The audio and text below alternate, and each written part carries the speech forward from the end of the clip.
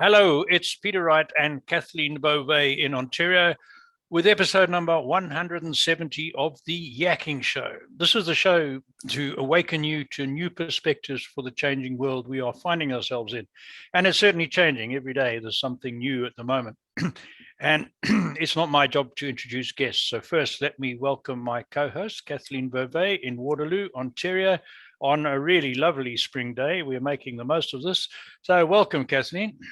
Hi, Peter, and thank you so much. And thank you all to you for joining us. We so appreciate you tuning into the show, and we love reading your comments. So do please keep those coming.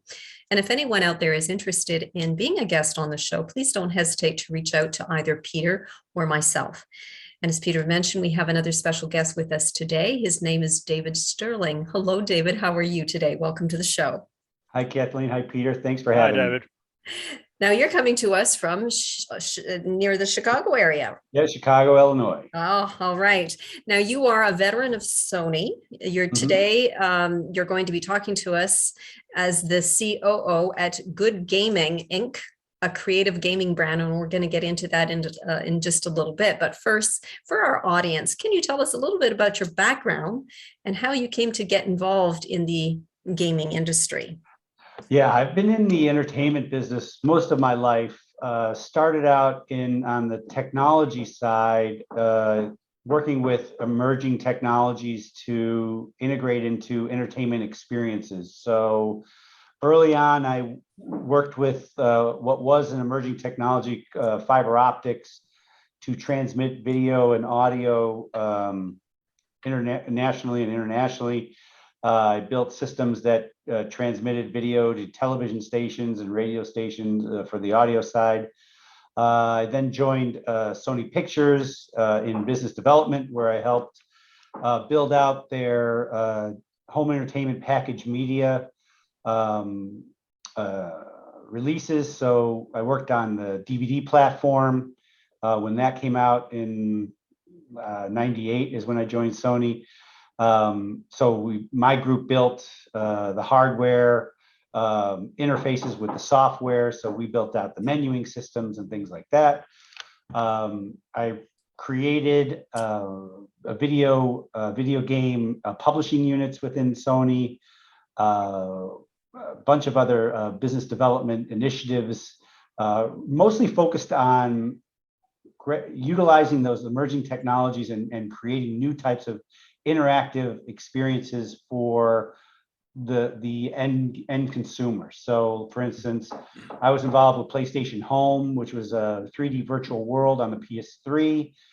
We built out interactive experiences. We did what we coined social viewing, which now is becoming something very big, but back then it was something very new, where people could get together inside of a 3D virtual space and while having the ability to voice and text chat, be able to watch something in sync in real time. So we had streaming video and streaming audio for users inside of a 3D space where they could actually sit and watch and listen to content in real time while still being in sync. From there, I spun out a company outside of Sony, Loot Interactive, where we did work in AR and VR. Still did video game publishing for the PlayStation and the Xbox. And then recently I was part of a company, Chicago for Real, which did, we basically created content for the Twitch platform, live streaming. So we created experiences for brands and personalities to come onto the Twitch platform and be able to monetize their content while building communities around their brand. I joined Good-Gaming 4 months ago as Chief Operating Officer. They have released just some history on Good-Gaming. They started out creating tournaments for non-professionals around the Hearthstone property. And then they built a Minecraft business vertical around that. We're hosting servers and creating Minecraft gaming experiences. And most recently in December, they released, this is before I joined, they released the beta for MicroBuddy's digital collectibles game.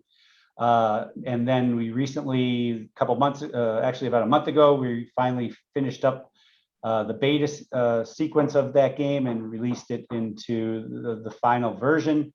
And now we just announced the PFP for MicroBuddies coming in a couple months. So we have a lot planned, and there's still more announcements coming. But really, this is a company in transition from our past, where we were kind of setting up gaming tournaments and things like that, and now we're becoming more of a well-rounded entertainment company. So we're going to be utilizing all sorts of different platforms, first around our MicroBuddies IP, and then we're expanding beyond that. So stay tuned. Wow, that sounds Wow, like that's a fun place to work. yeah. Well, Wow. we're just getting started, so it certainly is some big goals, but we have a great IP with MicroBuddies that I intend to start opening up to a much larger audience and start building a brand around that, and create entertainment experiences around the IP. Wow. So here's a question for you. As someone that, because of my age, I was sort of middle-aged before the first video games started coming out. And I can remember those very simple ones where you sort of thing, you know, the very early ones.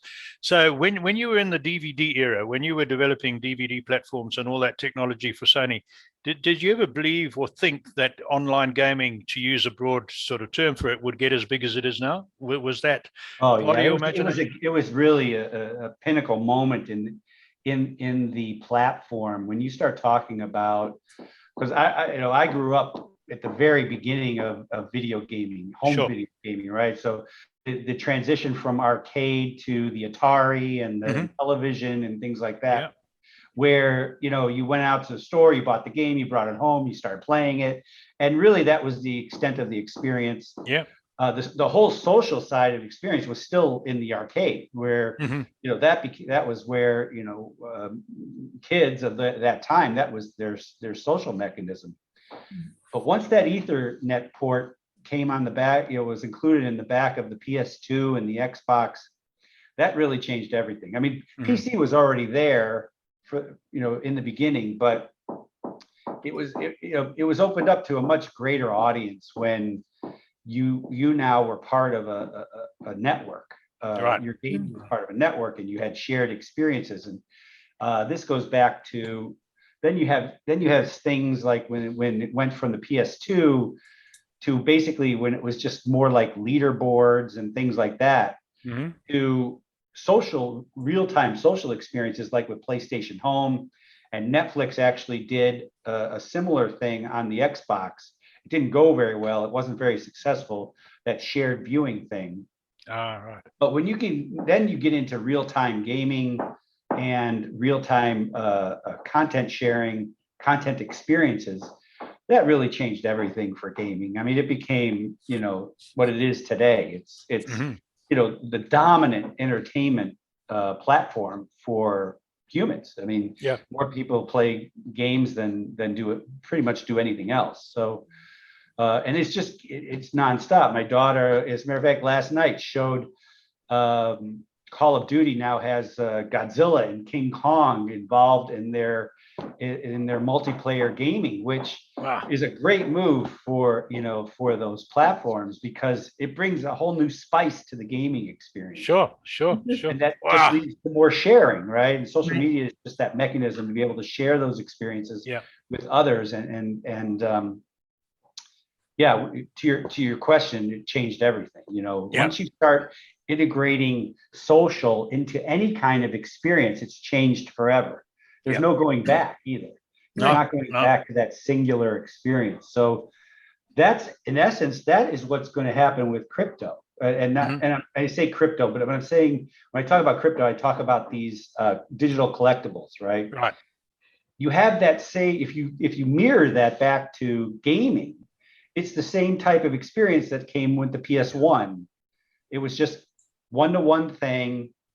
You know, there wasn't any kind of dynamic thing going on with that, but that's starting to change. Change now. I'm with you. Okay. We're going to ask you more about that in a moment, I think. Yes. Back to Tell our- Kathleen from a. But first, tell our audience about data-driven community building. Wow, that's a lot, right? That's a lot to talk about.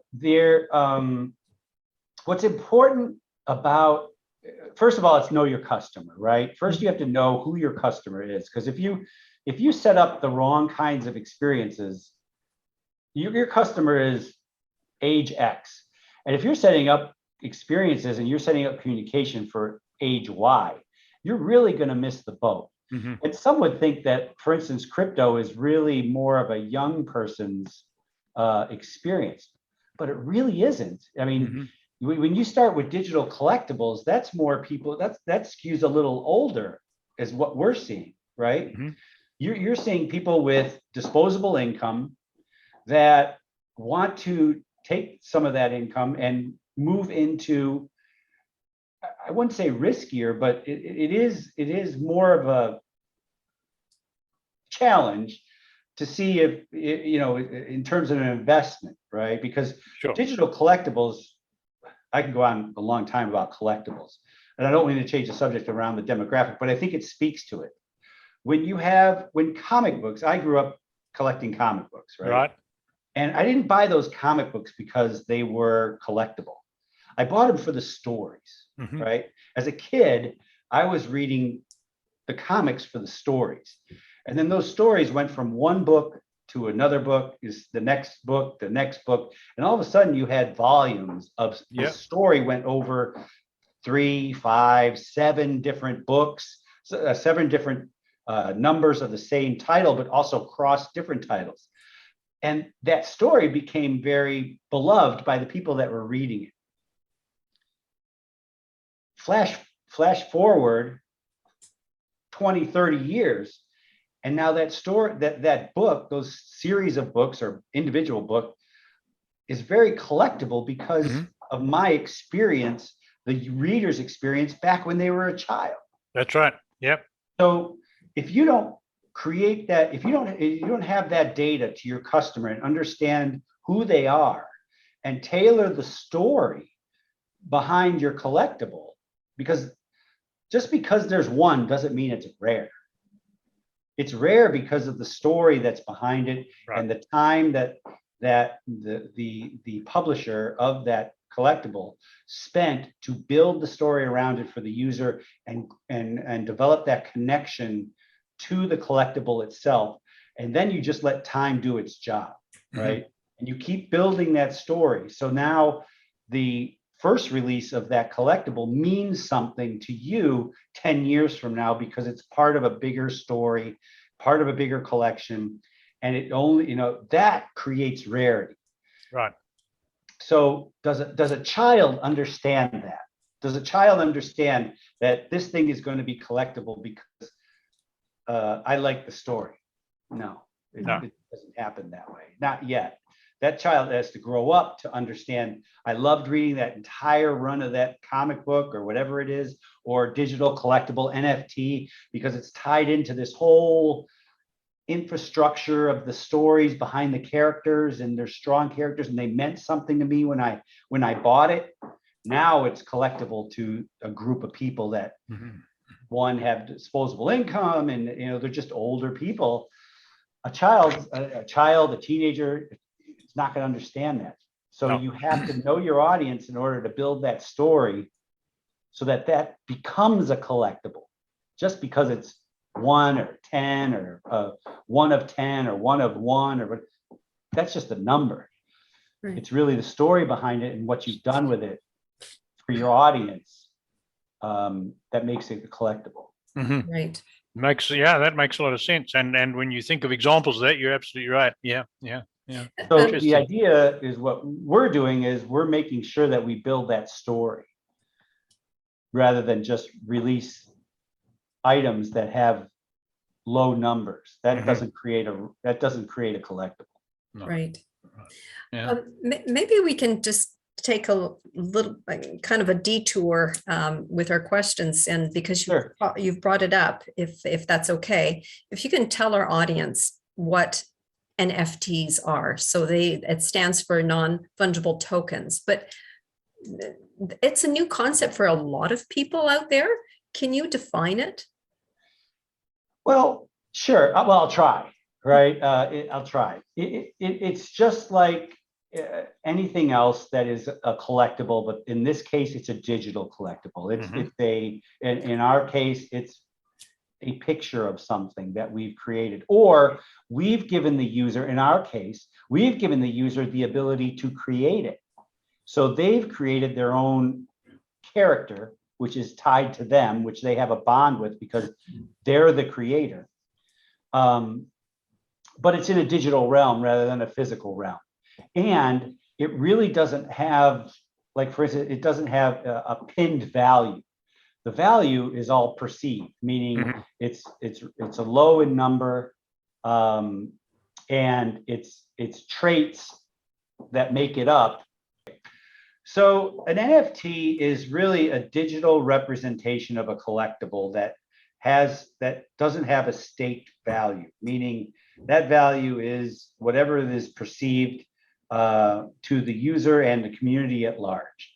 So, but in this case, an NFT is digital. So it's kept on, in our case, a blockchain, and it has a smart contract tied to it, and which is really the key. We can get to that, but you have in our case, what amounts to a picture that either has been created by a mechanism that we've created for our users, that they can go in and create their character. So they can, using our mechanism, you manipulate the traits associated with the character, and it shoots out a version of the character that the user has decided they wanted to create. And that becomes, that creates that bond between the creator and the item that they have created. So it's their micro buddy. In our case, a micro buddy. In other cases, sometimes it's computer generated. So a computer would run a program and shoot out a JPEG or a picture that has a certain rarity to it because of the traits that are associated with it. And then the smart contract takes over, which runs on the blockchain, and is really, I think, the key to the entire process, because that smart contract will eventually be able to do things based upon what is happening in the marketplace, or what is happening within the project, or what collectively happens within the community. And then that could change or evolve the NFT into something different, or something that has even more rarity.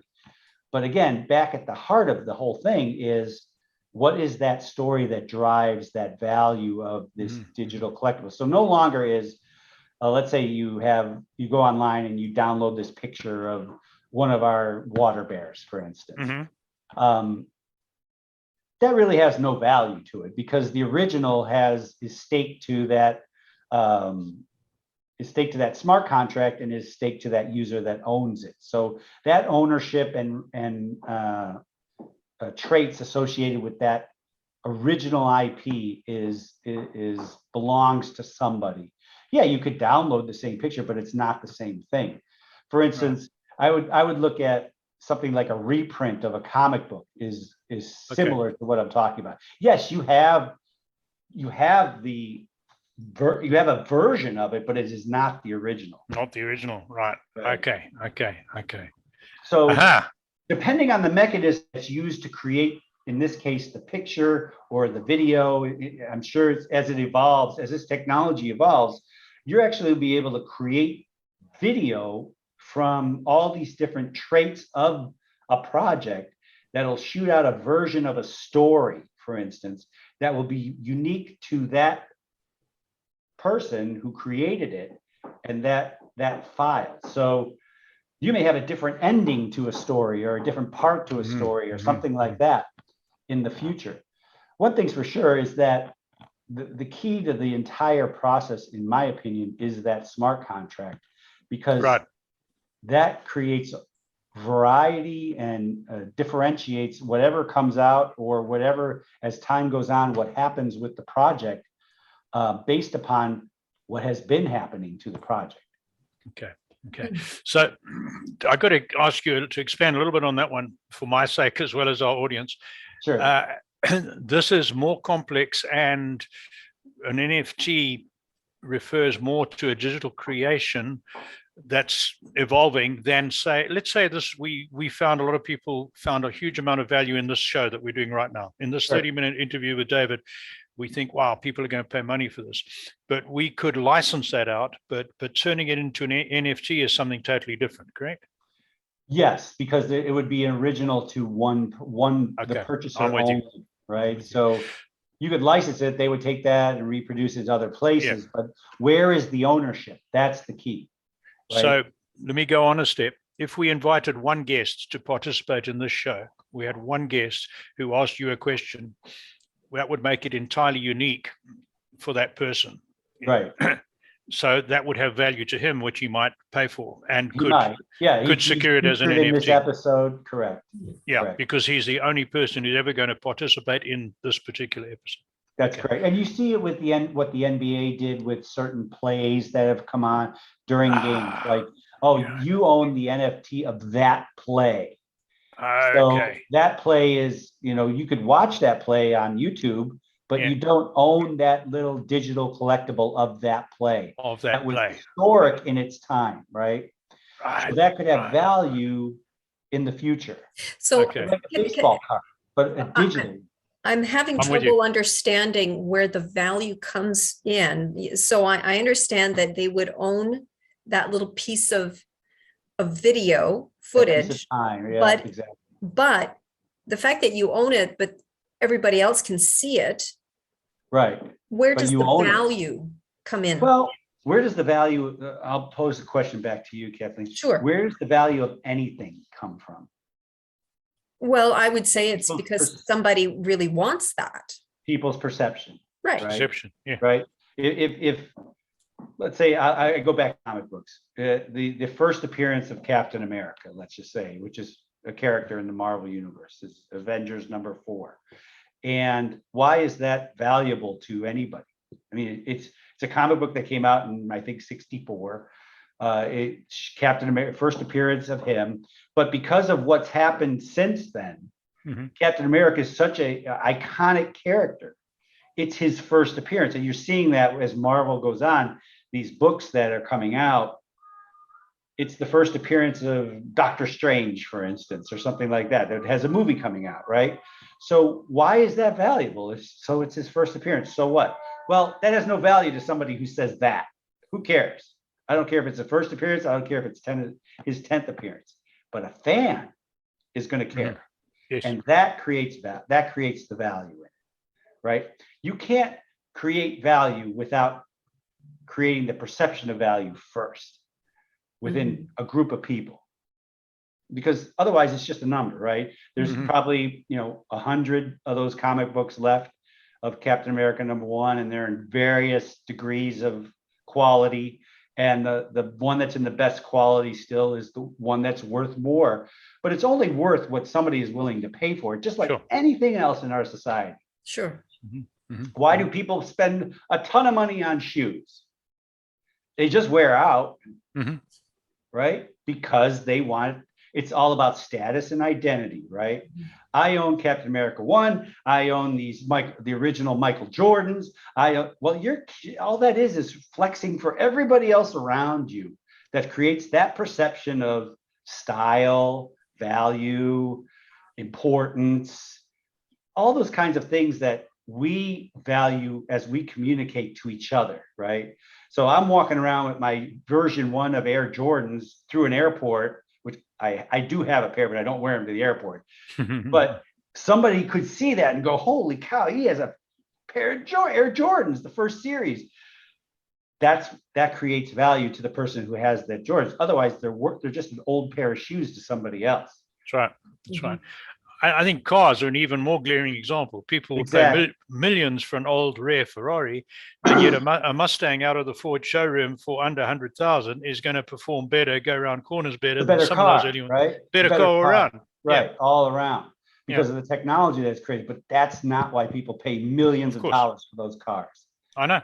I know. because That's it's- an interesting concept. So this NFTs are still in their infancy then. This is going to Yeah, it's mushroom, I like- would imagine. it's the first step into it, right? And when you look at any kind of industry that started out in a physical world and moved to a digital world, it takes time for that to happen, of course.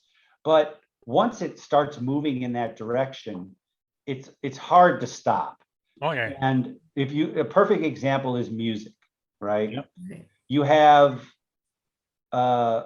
in the beginning it was records, LPs, then it moved to CDs, and you had 8 tracks and cassettes and things like that. But then it moved to CDs, and then it took that leap to digital.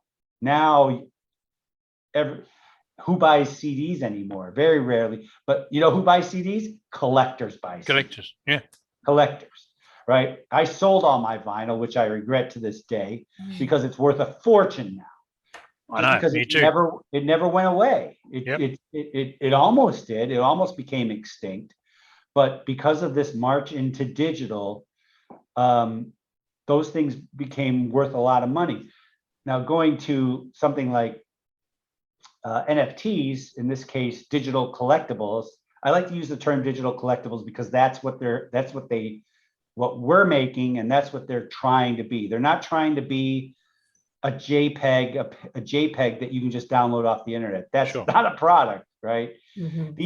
These have everything inside of them to make them a collectible, as long as the people that are creating them do the things necessary to make them collectible and create the stories around them and get them available and knowledge, get that IP into the hearts and minds of a vast amount of people. That creates collectability, not numbers. Yeah, no, you're right.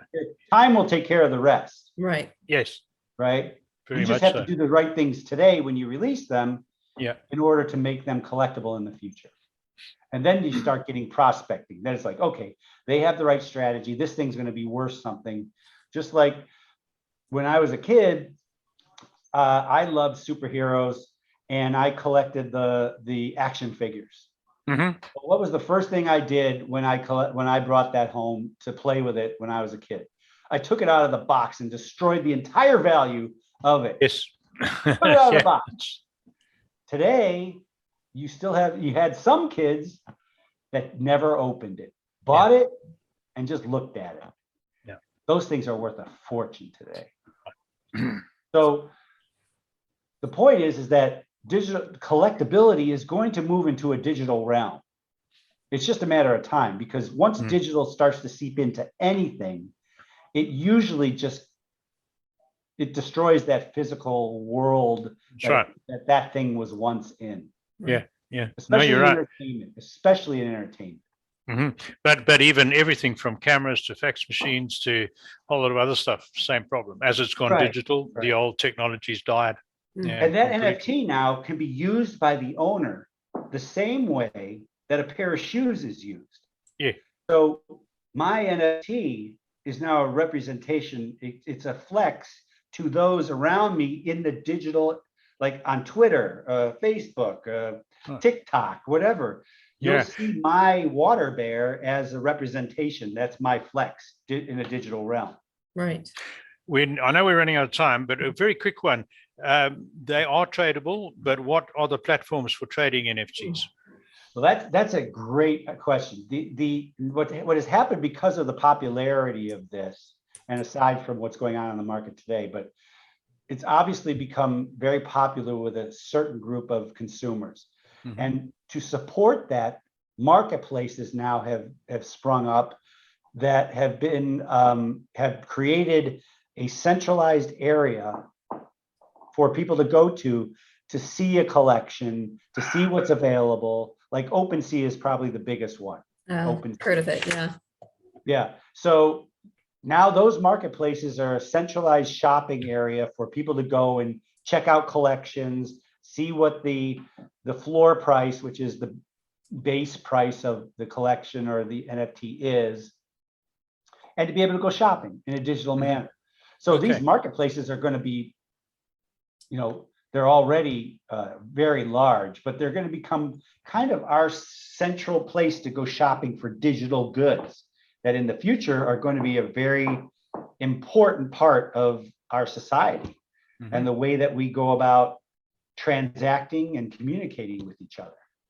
Interesting one. Interesting. Yes. Wow. Well, I know we're out of time. Back to you, Kathleen.